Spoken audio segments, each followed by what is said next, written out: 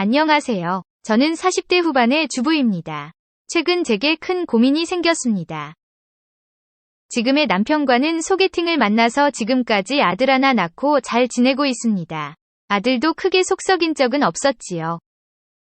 그런데 남편과 사이가 썩 좋은 것은 아니었습니다. 사소한 생각 차이들이 분명히 존재를 했습니다. 그래서 종종 싸우는 일도 없지는 않았습니다. 남편과 잠자리는 점점 줄어드는 중입니다. 지금은 한 달에 한두 번 정도 겨우 하고 있습니다. 그래도 딱히 불만은 없었습니다. 잠자리를 싫어한다기보다는 그냥 부부니까 의무적으로 관계 유지를 하는 느낌입니다. 그래서 남편이 들이대도 귀찮을 때가 더 많았습니다. 30대를 넘어오면서 남편과 잠자리가 점점 시들해졌죠. 친구들과 만나면 농담처럼 가족끼리 그러는 거 아니라고도 했고요. 그냥 다들 이렇게 사는가 보다 생각을 했었습니다. 동네 아줌마들끼리 만나면 자연스레 남편 험담도 했고요. 다른 여자들도 그렇게 사는구나 생각하며 위안을 삼았죠. 나만 이상한 게 아니라는 그런 위안이었습니다. 남편도 그 부분에 대해서는 딱히 싫다 좋다도 없었습니다. 나를 여자로 보는 것 같지가 않았습니다. 처음에는 속상도 했지만 지금은 딱히 느낌이 없었지요. 그러다 모처럼 친구들과 모임이 있었습니다. 최대한 예쁘게 꾸미고 제일 비싼 액세서리로 치장을 했습니다. 나이는 들었지만 아직도 여자들끼리 경쟁심을 가지고 있었죠. 다들 최대한 화려하게 꾸미고 모임을 가졌습니다. 그 순간만큼은 조금이라도 어릴 때로 돌아간 기분이었죠. 우리는 일부러 더 화려한 음식점으로 골라서 갔습니다. 이후에 술집도 젊은 애들이 많이 가는 곳으로 갔습니다. 시끄럽기만 해서 싫기도 했지만 어린 아이들이 노는 모습을 보니 또 부럽기도 하더군요. 그렇게 친구들과도 오랜만에 술을 마시고 있었는데 웬 젊은 남자애가 우리 테이블로 걸어왔습니다. 대략 20살 초반 정도의 남자아이였습니다. 제 아들과 비슷한 또래의 그가 우리 앞에 서더군요. 그리고 뭔가 머뭇거리다가 입을 열었습니다. 그는 대뜸 제게 연락처를 달라고 하더군요. 순간 친구들이 난리가 났습니다. 이게 무슨 일인가 싶었습니다. 그런데 알고 보니 자기들끼리 술게임을 한 거더군요. 아무 테이블에나 가서 연락처 따오기라더군요. 아줌마들이니까 좀 쉽게 해주지 않을까 싶어서 왔다고 했죠. 그럼 그렇지 싶었지만 기분은 좋았습니다. 왜 저를 지목한 것인지는 알 수 없었습니다. 하지만 그 남자는 안절부절 못하는 표정이더군요. 재미있기도 했지만 연락처를 함부로 주기는 꺼려졌습니다. 그래서 그냥 돌려보내려 하는데 다른 친구들이 장난기 가득한 표정을 짓더군요. 그리고 그 남자애를 우리 자리에 앉혔습니다. 연계가 왔다느니 하면서 다들 신나하더군요. 그리고 술을 마셔야 보내준다고 했지요. 결국 친구들은 저랑 러브샷을 지시했습니다. 재미있기는 했지만 아들뻘 남자애라서 기분이 이상했습니다. 그 아이는 불쌍한 표정으로 저를 바라보더군요. 그 모습이 귀엽기도 해서 저도 장난에 동참을 해주었습니다. 우리는 얼굴을 맞대면서 러브샷을 했습니다. 그 남자가 떨고 있는 게 느껴지더군요. 그런 모습이 풋풋해서 오히려 귀엽게 느껴졌습니다. 제가 좀 더 과감하게 그 남자를 끌어당겼습니다. 친구들은 사진을 찍으며 엄청 즐거워했습니다. 그리고 보답으로 제 전화번호도 찍어주었습니다. 요즘 애들은 이렇게 노는구나 생각하며 웃었습니다. 친구들도 이색 경험에 무척 재미있어 했습니다. 다들 또 한 번 오지 않나 하고 기다리기도 했지요. 하지만 그 아이들은 다시는 우리 테이블에는 오지 않더군요. 그래도 덕분에 우리는 재미있는 시간을 보냈습니다. 그리고 술자리를 마치고 자리에서 일어났습니다. 그런데 낯선 번호로 전화가 왔습니다. 모르는 번호라 받지를 않았는데 또다시 전화가 오더군요. 그제야 그 번호가 누구인지 떠올랐습니다. 제게 번호를 따라왔다던 그 남자아이였습니다. 저는 괜한 설렘을 느끼며 전화를 받았습니다. 역시 그 남자애였습니다. 약간 취한 목소리로 제게 말을 하더군요. 아까는 귀찮게 해드려 죄송하다고 말을 했죠. 귀엽게 생긴 아이가 예의도 바르구나 생각을 했습니다. 저도 아까 친구들이 술을 너무 먹여서 미안하다고 했지요. 그렇게 잠깐 통화를 하는데 문득 궁금증이 생기더군요. 아까 왜 저한테 연락처를 달라고 했는지 물었죠. 아줌마지만 내심 나를 선택한 이유에 기대와 궁금증이 생겼죠. 그랬더니 그 아이가 우물쭈물하다가 말을 했습니다. 그냥 제일 덜 무서워 보여서 그랬다고 하더군요. 그 순간 저는 빵 터졌습니다. 내가 뭘 기대했나 싶어 웃음이 나오더군요. 그냥 몰랐으면 기분이라도 좋았을 텐데 괜히 물어봤다 싶었죠. 나이가 많아도 여자인데 예쁘다고 해줬음 좋았을 텐데라고 생각했죠. 그런데 그 남자가 문득 이 차를 갔냐고 묻더군요. 그건 아니고 집으로 가려던 참이라고 했습니다. 그러자 그 남자가 갑자기 같이 한잔하면 안 되냐고 하더군요. 이게 뭔 상황인지 신기하기도 하고 괜히 설레기도 했습니다. 그래서 올해는 안 된다고 했더니 어딘지 묻고는 곧바로 달려왔더군요. 그렇게 저는 그 남자애랑 둘이서 술을 마시게 되었습니다. 예쁘지도 않은 아줌마를 왜 만나는지 궁금했습니다. 그래도 오랜만에 젊은 남자애랑 대화를 나누니 좋더군요. 마치 예전에 소개팅을 하던 그런 설렘이 있었죠. 그런데 저보다 그 남자애가 술이 더 취한 게 보였습니다. 그리고 저에게 2차로 노래방을 가자고 했습니다. 시간이 좀 늦었지만 술도 깰 겸 그러자고 했습니다. 남편에게는 그냥 조금 늦을 것 같다고만 했습니다. 친구들과 만나는 걸 알기에 남편은 알겠다고만 하더군요. 그리고 그 남자애가 이끄는 대로 노래방으로 향했습니다. 작은 노래방에 단 둘이 앉았습니다. 술에 약간 취했지만 그 아이의 목소리가 너무 좋았습니다. 요즘 애들은 노래를 잘 부르는구나 생각을 하며 감상을 했죠. 그러다 함께 춤도 추게 되었지요. 그 아이가 저를 꼭 껴안고 춤을 추기도 했습니다. 그런데 술 때문인지 그 아이가 점점 스킨십을 해왔습니다. 그때 피하거나 했어야 하는데 저는 그러지 못했습니다. 이상하게 그런 묘한 설렘이 좋았습니다. 어린애인 줄 알았는데 나보다 체격이 더 큰 남자더군요. 분명 해서는 안 될 일인 줄 아는데 오랜만에 느끼는 그 설렘이 좋았습니다. 그리고 결국 그 아이는 더한 것을 제게 요구하더군요. 그런데 제가 미쳐서 그만 그 아이와 선을 넘어버렸습니다. 그것도 노래방에서 그 짓을 해버린 것이었죠. 그 순간은 저도 함께 어려지는 것 같은 기분이었습니다. 한바탕 일을 치르고야 정신이 번뜩 들더군요. 그래서 급히 노래방에서 도망치듯 나와버렸습니다. 택시를 타고 집으로 오는데 심장이 벌렁거렸습니다. 다행히 집으로 왔는데 불이 모두 꺼져 있었습니다. 아래가 젖은 게 느껴지고 있는데 남편이라도 볼까봐 두려웠죠. 그런데 마침 아들이 인기척에 방문을 열어보더군요. 술 마시고 왔다고 아들이 잔소리를 했지요. 순간 젖은 아래가 느껴져서 심장이 쪼그라드는 기분이었습니다. 혹시나 들키지 않을까 걱정이 되더군요. 재빨리 욕실로 들어가 샤워부터 했습니다. 몸에 남은 흔적들을 모두 지워내고 확인도 했습니다. 젖은 옷들도 모두 물에 담궈 흔적을 없앴지요. 들킨 것은 아니지만 엄청 긴장이 되더군요. 다음 날에도 남편과 아들의 얼굴을 보기 힘들었습니다. 그래서 대충 아침을 먹여서 보내고서야 안심이 되었죠. 혼자서 미쳤다고 자책을 많이 했습니다. 하지만 또 혼자 있으니 어제의 일이 떠오르더군요. 안 된다는 건 알지만 젊을 때로 돌아간 것 같은 설렘이 있었죠. 마음이 싱숭생숭한데 전화기가 울렸습니다. 저장은 하지 않았지만 그 아이라는 것을 느꼈습니다. 어떻게 해야 하나 엄청 고민이 되었습니다. 이러면 안 된다고 생각했지만 또 한편으로는 반가운 마음도 있었습니다. 그래서 아무런 답도 못하고 있었습니다. 머릿속에 온통 어제 일이 떠올랐습니다. 그래서 아무 일 없었던 것처럼 대답을 했습니다. 그 아이도 그냥 반가웠다고만 말을 하더군요.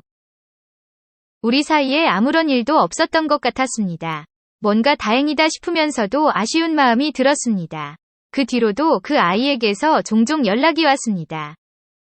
저도 점점 편하게 대답을 해주기 시작했지요. 뭔가 어린애인과 대화를 하는 것 같은 설렘이 좋았습니다. 물론 비번을 걸어서 남편과 아들은 알지 못하게 했습니다.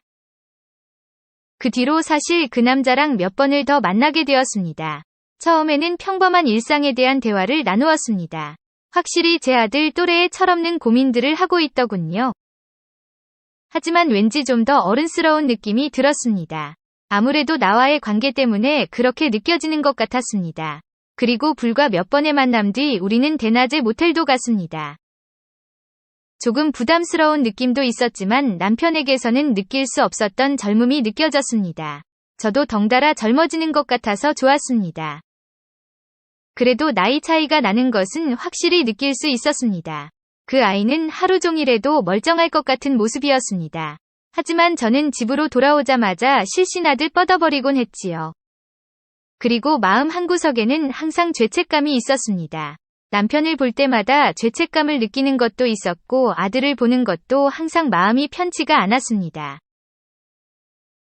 그래서 매번 그만둬야겠다고 생각을 합니다.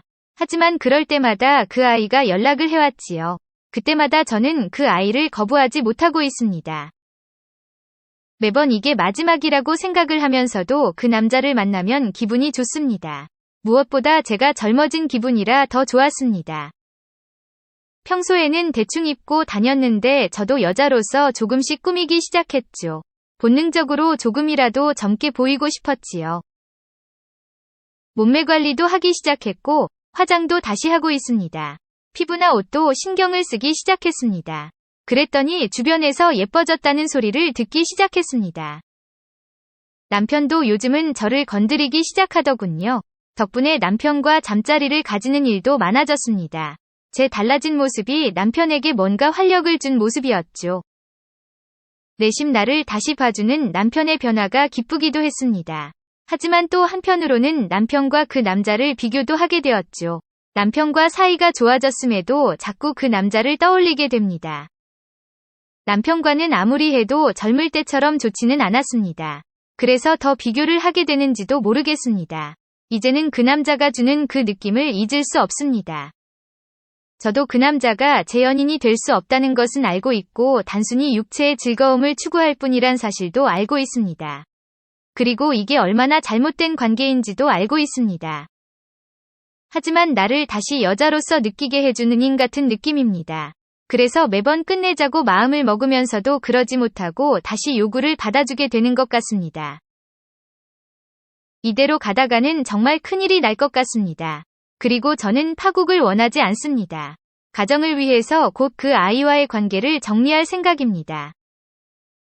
한순간의 일탈이 최악으로 치닫지 않길 바랄 뿐입니다. 그리고 지금도 남편에게는 미안한 마음을 가지고 있습니다. 앞으로 남편에게 평생 사죄하는 마음으로 살겠습니다. 영상 시청 감사합니다. 오늘의 사연을 시작합니다.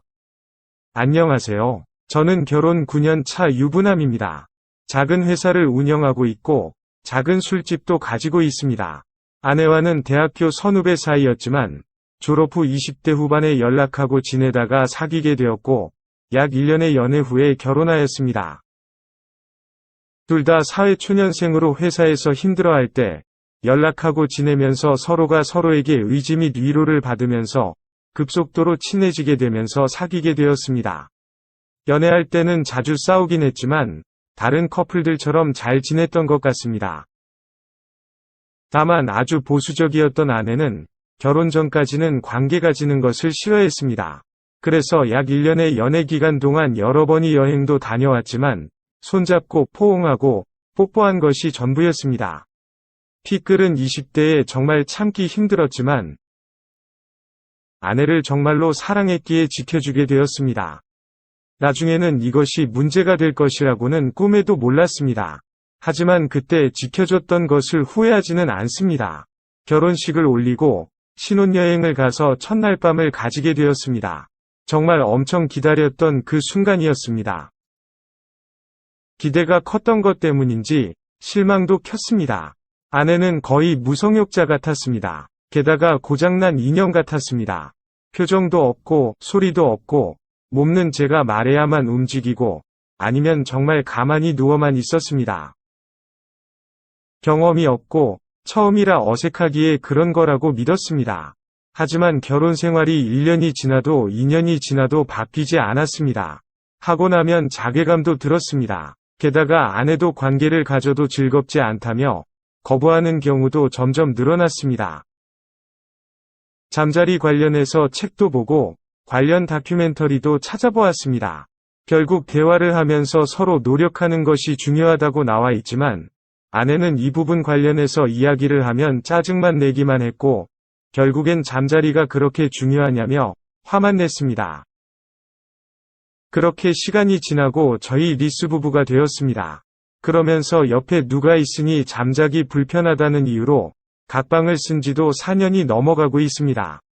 얼마 전에 관계를 가져볼까라고 말을 꺼냈더니 귀찮고 하기 싫다며 정 외롭고 급하면 밖에서 해결을 하고 오던지 여자친구를 만들라고 하더군요. 저런 소리까지 들으니 왜 같이 사나 싶습니다. 같이 취미 생활을 하는 것도 아니고 평일에는 출퇴근이 서로 달라서 얼굴을 보거나 같이 밥 먹는 것은 거의 힘든 상황입니다. 게다가 주말에는 술집 가서 일을 하다 보니 낮에 출근해서 새벽에 퇴근하니 아내와 이야기할 시간도 거의 없습니다. 같이 술집 가서 일하자고 물어봤더니 평일에 일하는데 주말이라도 쉬어야 평일에 또 일할 수 있다며 싫다고 하였습니다. 저 역시도 평일에 일하는 건 똑같고 심지어 주중에 2번 정도는 술집에 가서 늦게까지 일하다가 퇴근합니다.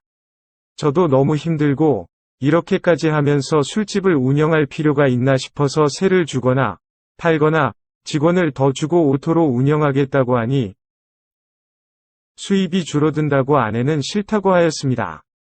이렇게 살다 보니 같은 집에 살아도 일주일에 얼굴 한두 번 보면 많이 보는 겁니다. 그리고 양가 부모님 생신 등 집안 행사가 있어야 얼굴 보는 정도입니다. 각자 생일에 축하 문자 정도 보내주고 받는 것이 전부입니다.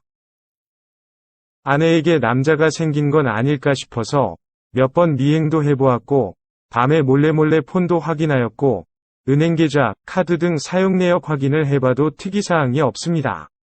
당연히 아이도 없습니다. 만나서 일을 치러야 아이가 생기든지 말든지 할 텐데 보지를 않으니 결과물도 없습니다. 양가 부모님만 언제 손주가 생기나 기다리고 계십니다. 이런 내부 속사정을 알지는 못하십니다. 그저 저한테 문제 있는 거 아니냐며 걱정 및 잔소리만 하십니다. 남들의 시선에서는 평범한 부부로 보이겠지만 제 생각에는 회사 기숙사에서 사는 직원들보다 못한 싸이인 것 같습니다. 회사 기숙사는 오고 가며 인사도 하고 가끔 같이 밥도 먹고 힘든 일이 있으면 서로 돕기도 하는데 저희는 그런 부분이 일절 없습니다. 집에 있어도 거의 방 안에 있기에 편하지도 쉬는 것 같지도 않았습니다. 그러다 보니 집에 들어가는 것이 점점 더 싫어졌습니다. 좀 더 야근하고 좀 더 잔업하고 괜히 제가 새벽 마감까지 장사하고 들어가는 것이 일상이 되기 시작했습니다.